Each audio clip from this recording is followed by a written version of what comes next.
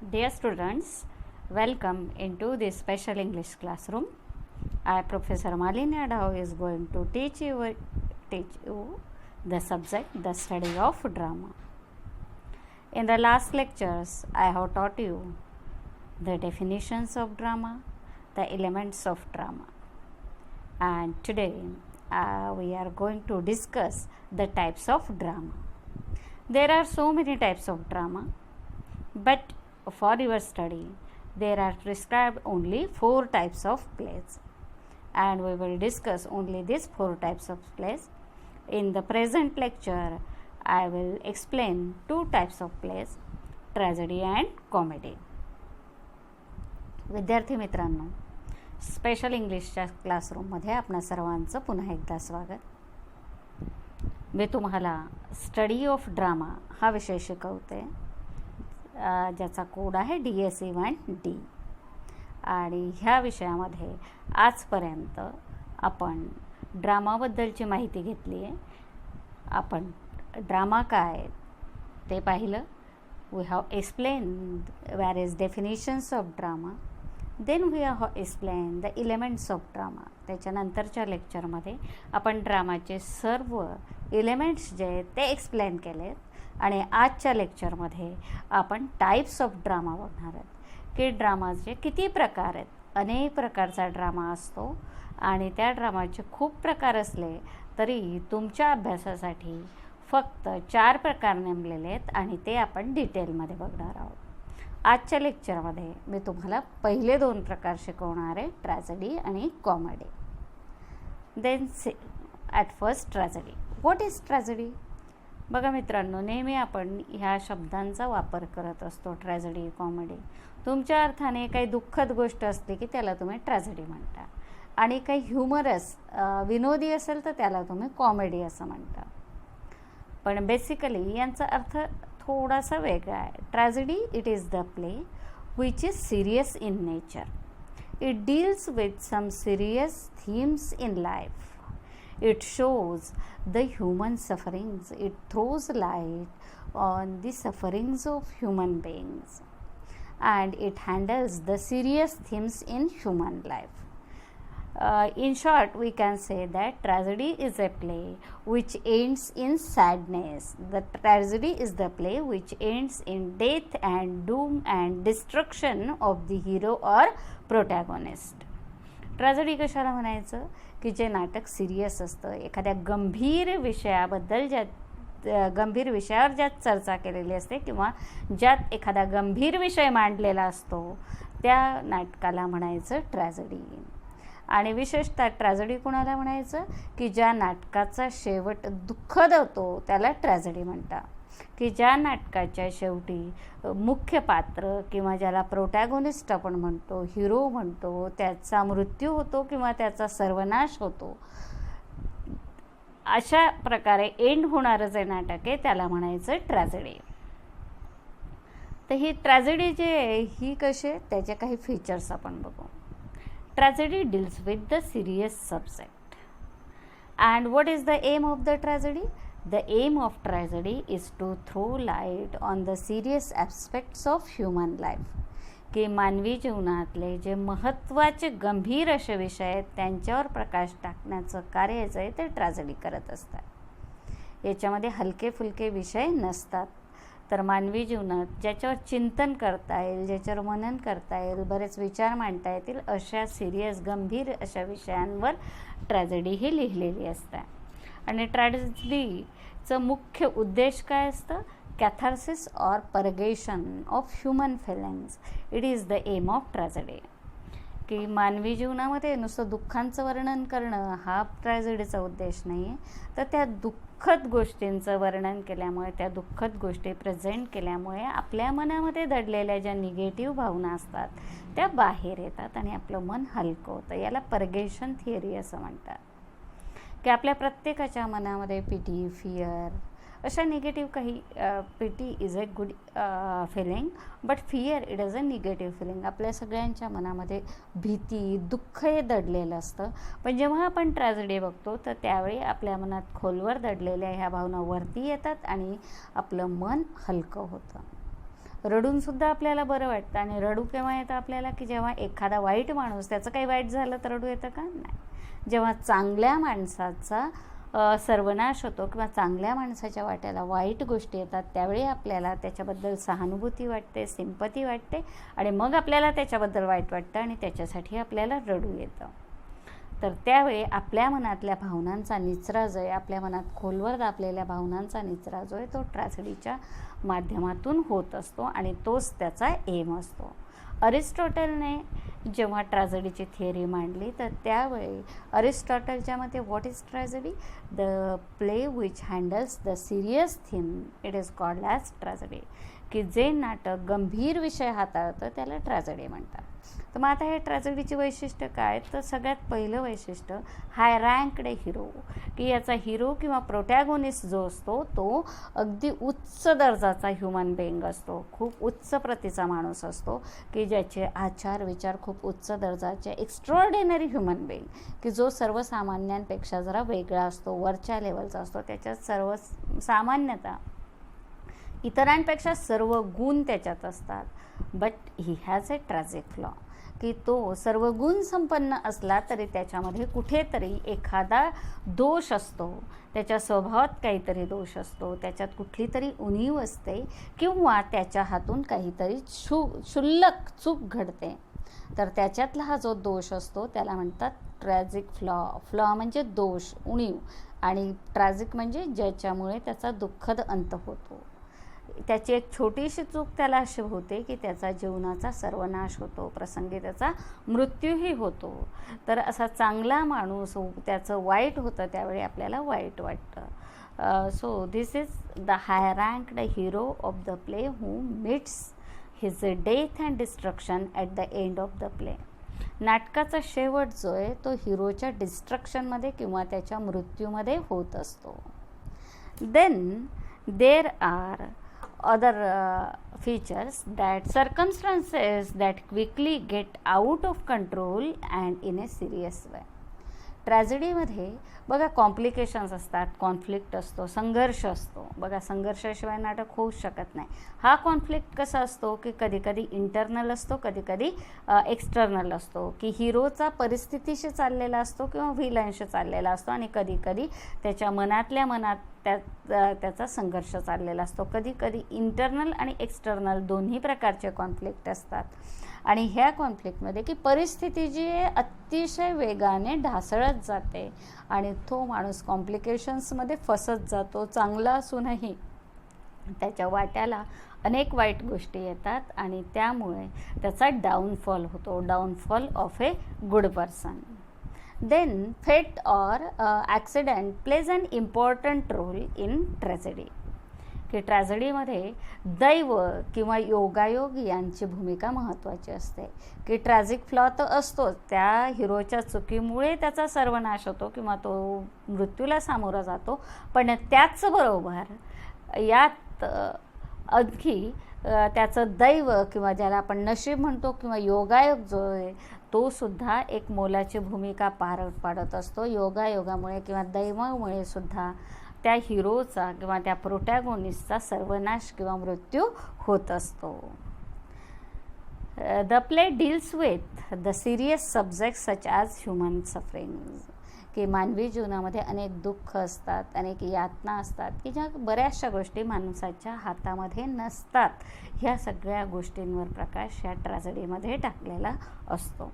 There is the downfall of a good person, की चांगल्या व्यक्तीचा त्याच्यामध्ये डाऊनफॉल म्हणजे तो खाली घसरलेला असतो.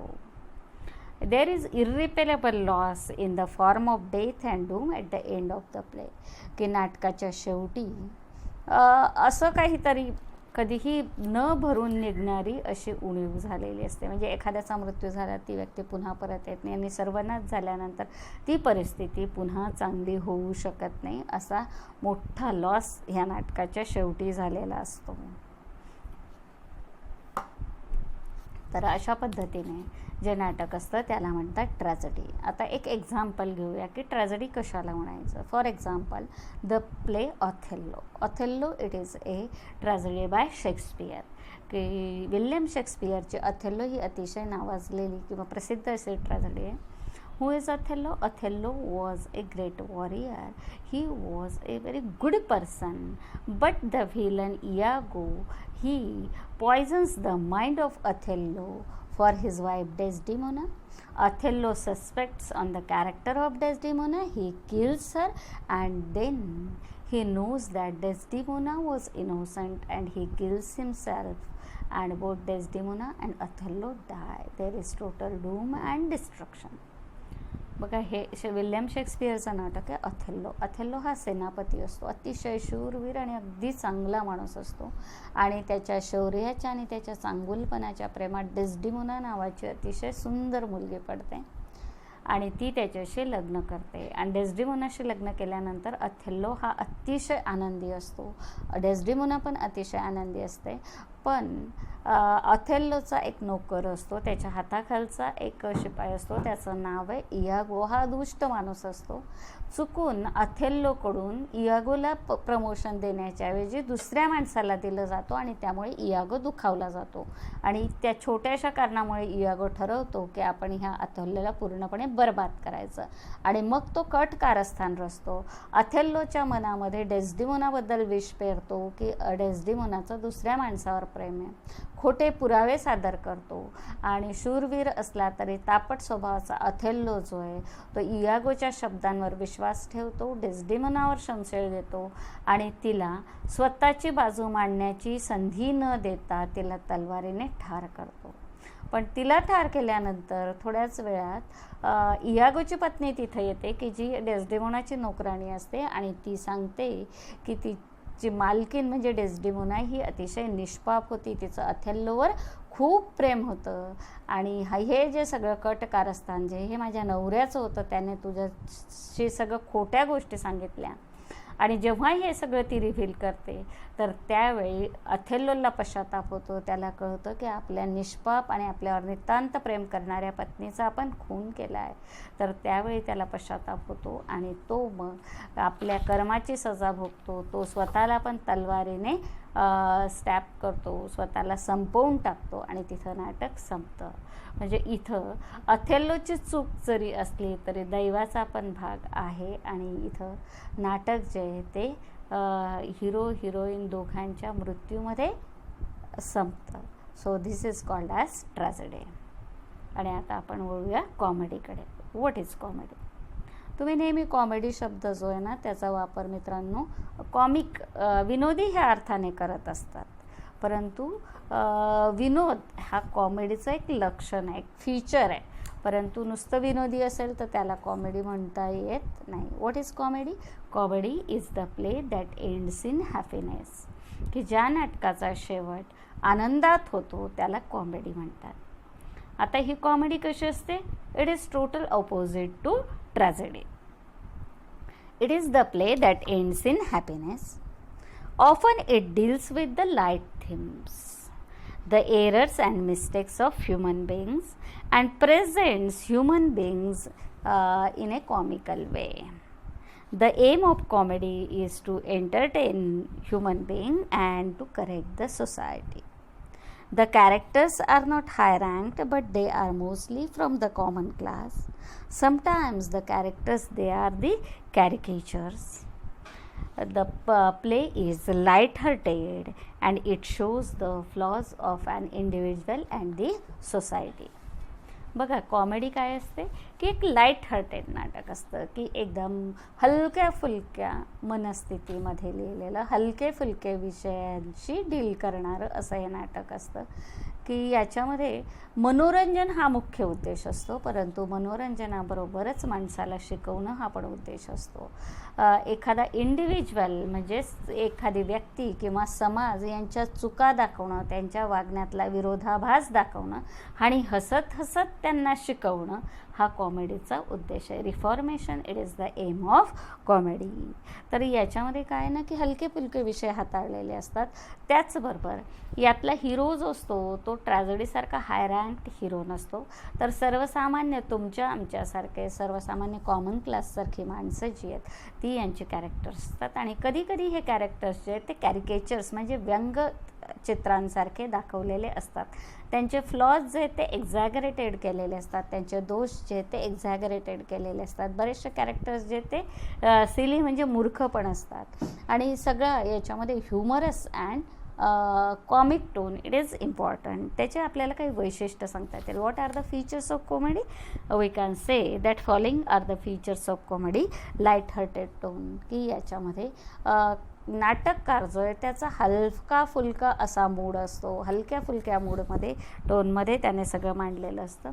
The aim of comedy is entertainment, की मानवाचं मनोरंजन करणं हा मुख्य उद्देश असतो. To give delight it is the main M.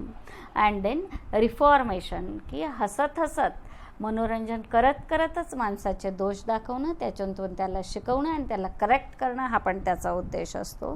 Then humour and विट, की कॉमेडी म्हटलं की त्याच्यामध्ये ह्युमर म्हणजे विनोद हा असला पाहिजे. आणि विट म्हणजे शब्दांचा चातुर्याने वापर करणं, शब्दचातुर्य आपण ज्याला म्हणतो. की शब्दांची फेक जी ती अशा पद्धतीने केलेली असते की त्याच्यातून माणूस खळाळून हसत असतो, विनोद निर्मिती होत असते. Here serious topics they are handled in a humorous way, की गंभीर विषय असतील ना तर ते गंभीर विषयसुद्धा अगदी सहजपणे विनोदी पद्धतीने याच्यामध्ये हाताळलेले असतात. There are comical misunderstandings that create laughter, की इथं बऱ्याचदा विनोदी पद्धतीने काही गैरसमज केले गेलेले असतात आणि त्याच्यातून हास्याची निर्मिती होत असते, ते आपल्याला हसायला भाग पाडतात. There are some characters they are silly characters. At the end it is happy ending. Often the play if it is a romantic comedy it ends in the wedding, की सहसा कॉमेडी जी आहे त्याचा अंत जो आहे तो आनंदात होतो. आणि रोमॅन्टिक कॉमेडी असेल तर लग्नामध्ये त्याचा शेवट होतो, की शेवटी विवाह सोहळा जो आहे त्याला आपल्याला उपस्थित राहता येतं, हिरो आणि हिरोईनचं लग्न होतं. तर याचं एक एक्झाम्पल तुम्हाला सांगते. What the example of comedy? शेक्सपियरचंच ॲज यू लाईक इट नाटक आहे. तर ॲज यू लाईक इट हे जे नाटक आहे हे कॉमेडी, त्याच्यामध्ये ही दोन भावांची कथा आहे. याच्यात एक मेन प्लॉट आहे आणि बाकीचे सब प्लॉट्स आहेत. आणि नाटकाच्या शेवटी आपल्याला 4 जोड्यांचं लग्न बघायला मिळतं. तर याच्यात 2 भाऊ आहेत ते राजे आहेत, की एक ड्यूक सिनियर आणि ड्यूक ज्युनियर. तर ड्यूक सिनियर जो आहे तो अतिशय चांगला माणूस असतो आणि ड्यूक ज्युनियर वाईट माणूस असतो. तर ड्यूक सिनियर मोठा भाऊ राजा असतो, तर लहान भाऊ ड्यूक ज्युनियर त्याचं राज्य हिसकून घेतो आणि त्याला जंगलामध्ये पाठवून देतो. परंतु मोठा राजा हा चांगला असतो, त्याला त्याच्या भावाने त्याचं राज्य बळकावलं आणि जंगलामध्ये वनवासासारखं राहावं लागलं तरीही तो आनंदात राहतो.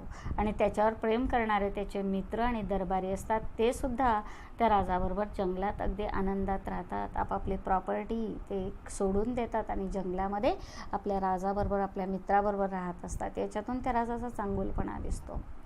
परंतु त्या राजाची मुलगी असते रोझालिंड ड्यूक सिनियरची, आणि ड्यूक फ्रेडरिक ड्यूक ज्युनियर जो आहे त्याची मुलगी सेलिया. ह्या दोन्ही चुलत बहिणी खूप चांगल्या मैत्रिणी असतात. त्यांचं एकमेकींवर इतकं प्रेम असतं की त्या एकमेकींशिवाय राहू शकत नाही. म्हणून ड्यूक सिनियर जरी जंगलात राहतो तरी रोझालिंड जी आहे ती राजवाड्यात सेलियासोबत राहत असते. आणि ड्यूक फ्रेडरिक जो आहे त्याला जेव्हा जेव्हा रोझालिंड दिसते त्यावेळी अशी भीती वाटते की रोझालिंडला बघून त्याच्या प्रजाजनांना तिच्या वडिलांची आठवण येईल आणि मग रोझालिंडला सिंपती मिळेल. आणि रोझालिंड ही सेलियापेक्षाही गुणी आहे, त्याच्यामुळे लोकांची सिंपती तिच्याबरोबर असेल. आणि म्हणून एक दिवस ह्या लहरी राजाला असं वाटतं की रोझालिंडला सुद्धा तिच्या वडिलांबरोबर जंगलात पाठवून द्यावं. आणि म्हणून तो एक दिवस हुकूम करतो तिला की तू जंगलामध्ये निघून जा, तू जर इथं थांबली राजवाड्यात तर तुझा मृत्यू होईल. आणि सेलिया जी आहे तिचं रोझालिंडवर अतोनात प्रेम असतं आणि ती रोझालिंडशिवाय राहू शकत नाही. म्हणून ती ठरवते की जर तू राजवाड्यात राहू शकत नसेल तर मी पण राहणार नाही, आपण दोन्हीही जंगलात जाऊयात. इकडे अजून एक दुसरी पॅरलल स्टोरी अशी आहे की तिथंच ड्यूक सिनियरचा एक मित्र असतो, त्याचे 2 मुलं असतात. मोठा असतो ऑलिव्हर आणि दुसरा असतो ऑर्लॅंडो. ऑलिव्हर दुष्ट असतो आणि ऑर्लॅंडो चांगला असतो. मोठा दुष्ट ऑलिव्हर त्याला असं वाटतं की ऑर्लॅंडो ह्या लहान भावाला जर आपण ठार केलं तर याच्या वाटची सगळी संपत्ती आपल्याला मिळेल. म्हणून तो ऑर्लॅन्डो ज्या रूममध्ये राहतो त्या रूमला आग लावायचं कारस्थान रचतो. परंतु त्याचा एक नोकर असतो की जो नोकर अगदी लॉयल असतो. त्याला ही बातमी कळते आणि तो ऑर्लॅन्डोला सावध करतो आणि ऑर्लॅन्डोला सांगतो की तू इथून निघून जा, आणि तो त्या घरातून निघून जातो. त्याच्यामुळे त्या आगीतून तो वाचतो. परंतु ज्यावेळी ऑर्लॅन्डोला कळतो की आपला भाऊ आपल्याला ठार करायचा प्रयत्न करतो, त्यावेळेला वाईट वाटतं. आणि मग ड्यूक फ्रेडरिकच्या दरबारामध्ये एक पैलवान असतो. त्या पैलवानाशी कुस्ती खेळून आपण मरून जावं किंवा जिंकावं असं त्याला वाटतं, म्हणून त्याला तो चॅलेंज देतो. परंतु होतं काय की ऑर्लॅन्डो त्या कुस्तीमध्ये त्या चार्लस नावाचा जो दरबारी पैलवान असतो त्याला हरवतो आणि तो जिंकतो.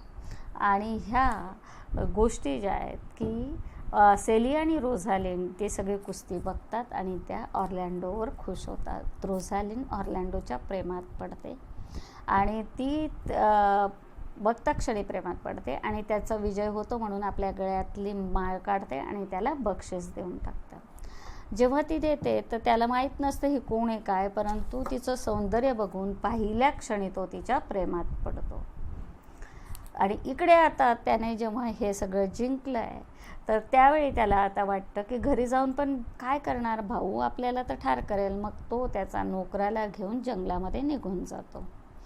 आता इकडे रोझालिंड आणि सेलिया यांना पण रोझालिंडला आदेश असतो की तू जंगलात निघून जा, परंतु एकटी मुलगी जंगलात कशी जाणार, तर त्यामुळे ती वेषांतर करते. आणि सेलियाला जायची परवानगी नसते, मग त्यांना गुपचूप निघायचं असतं. म्हणून सेलिया एका गुराखी स्त्रीचा वेश घेते आणि रोझालिंड एका गुराखी पुरुषाचा वेश घेते आणि त्या दोघी जणी त्या फ्रेडरिकच्या दरबारातला एक विदूषक टचस्टोन नावाचा त्यालाही सोबत घेतात आणि ते तिघंजण जंगलात येतात. ऑलरेडी जंगलामध्ये ड्यूक सिनियर त्याच्या अनुयायांसोबत राहत असतो. आता ऑर्लॅन्डो, त्याचा नोकर, रोझालिंड, सेलिया आणि त्यांचा विदूषक हे सुद्धा तिथं येतात. आणि तिथं ऑर्लॅन्डो हा रोझालिंडच्या प्रेमात असतो. त्याला तिच्या प्रशंसेपर तो कविता लिहितो आणि झाडांना टाकतो. रोझालिंडला एक दिवस फिरता फिरता ती कविता दिसते आणि मग तिला कळतं की हा आपल्या प्रेमात आहे, पण हा खरंच आपल्यावर प्रेम करतो की खोटं खोटं करतो, त्याची कसोटी तिला घ्यायची असते. आणि मग ती आपल्या पुरुष वेशाचा फायदा घेते आणि मग ती पुरुष वेशात ऑर्लॅन्डोला भेटते आणि त्याला सांगते की मी I am the doctor of love, की मला मॅजिशियन पण आहे मी आणि मला प्रेमाचा डॉक्टर आहे मी. तू जर माझ्याकडे आला तर मी तुला ह्या प्रेमरोगातून बरं करेल. मग त्याप्रमाणे ऑर्लॅन्डो तिला भेटायला येतो आणि रोझालिंड त्याला सांगते की ती पुरुष वेशात असते आणि ती त्याला सांगते की तू असं समज की मी तुझी रोझालिंड आहे आणि ज्या पद्धतीने तू रोझालिंडशी बोलशील त्या पद्धतीने तू माझ्याशी बोल आणि जशी रोझालिंड वागेल तशी मी सुद्धा तुझ्याशी वागेल आणि मग तुझ्या मनातले भ्रम दूर होतील आणि तू प्रेमाच्या रोगातून बाहेर पडशील. पण जसजसा ऑर्लॅन्डो त्या पुरुषालाच म्हणजे रोझालिंड, पुरुष वेशातल्या रोझालिंड समजून त्याचं प्रेम व्यक्त करतो, तसं तसं त्याचं प्रेम अधिक सखोल होत जातं आणि रोझालिंडला कळतं की त्याचं खरंखुरं तिच्यावर प्रेम आहे आणि तो चांगला माणूस आहे. आणि ऑर्लॅन्डो आल्यानंतर त्याला रोझालिंडचे वडील भेटतात आणि त्यांच्यासोबतच तो राहत असतो. इकडे होतं काय की जंगलामध्ये एक गुराखी स्त्री असते, तिच्यावर एका गुराख्याचं प्रेम असतं, पण तिला मात्र तो गुराखी आवडत नाही आणि ती रोझालिंडच्या प्रेमात पडते पुरुष असल्यामुळे. तर असे भरपूर कॉम्प्लिकेशन होतात आणि टचस्टोन जो असतो त्या टचस्टोन तो सुद्धा एका गुराखी स्त्रीच्या प्रेमात पडतो. आता काय करायचं की इकडे गुराखी स्त्रिया ज्या आहेत त्यांच्या गुराखी प्रेमिकाला नाकारतात आणि ह्या शहरी माणसांच्या प्रेमात पडतात. तर अशा बरेचसे कॉम्प्लिकेशन होतात आणि मग शेवटी काय होतं की इकडे ऑर्लॅन्डो दिसत नाही, त्याच्यामुळे ड्यूक फ्रेडरिक जो आहे तो ऑलिव्हरला बोलवतो आणि त्याला सांगतो की तुझ्या भावाला शोधून आण, कारण त्याला असं वाटतं की सेलिया आणि रोझालिंड ऑर्लॅन्डोबरोबर पळून गेलेले असतील आणि म्हणून त्याला शोधून आणण्यासाठी तो ऑलिव्हरला जंगलात पाठवतो. ऑलिव्हर एकदा झाडाखाली झोपलेला असताना एक सिंह त्याच्यावर झडप घेणार असतो आणि एक नाग त्याला दंश करणार असतो. तेवढ्यात ऑर्लॅन्डो तिकडनं जातो. तो बघतो की आपल्या भावाचे प्राण धोक्यात आहे. त्याचा दुष्टपणा विसरून तो सिंहाशी लढाई करतो आणि ऑलिव्हरचे प्राण वाचवतो.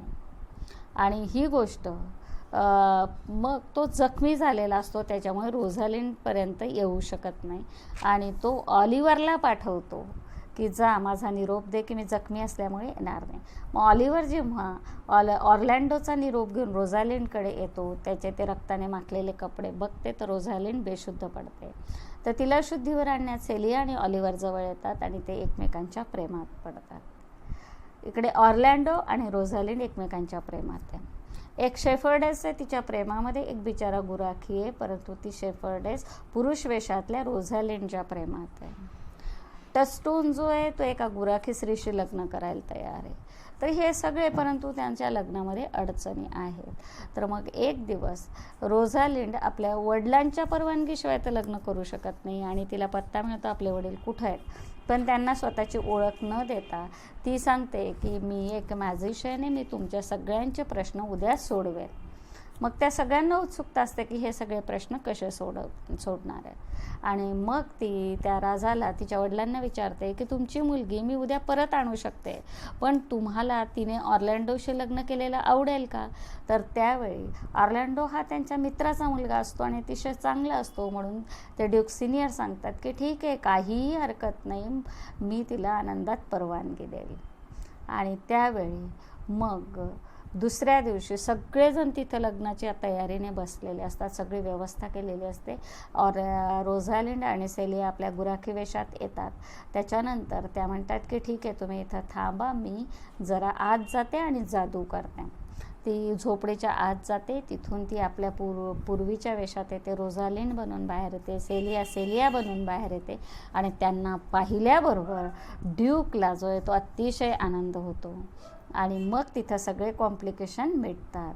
ड्यूक जो आहे रोझालिंड ऑर्लॅन्डोच्या लग्नाला परमिशन देतो, तसं सेलिया ऑलिव्हरच्या लग्नालाही परवानगी देतो, कारण आता ऑलिव्हरही बदलला आहे, त्याला आपल्या दुष्टाव्याचा पश्चाताप झाला आहे. इकडे जी शेफर्डेस, जी गुराखी स्त्री असते की जिला पुरुष वेशातल्या रोझालिंडवर प्रेम असतं, त्याच्याशी लग्न करायचं असतं, तर रोझालिंडने तिच्याकडून एक असं वचन घेतलेलं असतं की जर तू स्वतःच माझ्याशी लग्न करण्याचं नाकारलं तर तुला तुझा जो गुराखी प्रियकर आहे त्याच्याबरोबर लग्न करावं लागेल. आणि आता ती गुराखी स्त्री बघते की ही तर एक स्त्री, हिच्याशी आपण लग्न करू शकत नाही, म्हणून तिला त्या गुराख्याशी लग्न करावं लागतं, त्याला त्याचं प्रेम मिळतं. आणि टस्टोन जो आहे तो सुद्धा एका गुराखी स्त्रीबरोबर लग्न करतो आणि एकाच वेळी हे 4 लग्न होतात.